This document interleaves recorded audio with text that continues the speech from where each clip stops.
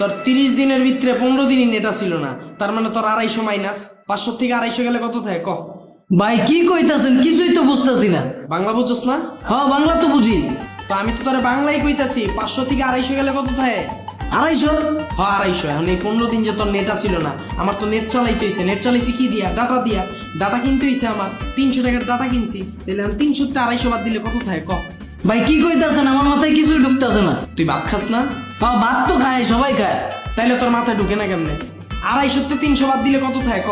ভাই কত? ভাই -50। হ্যাঁ -50, তার মানে 50 টাকা আমি তোরতে পাই।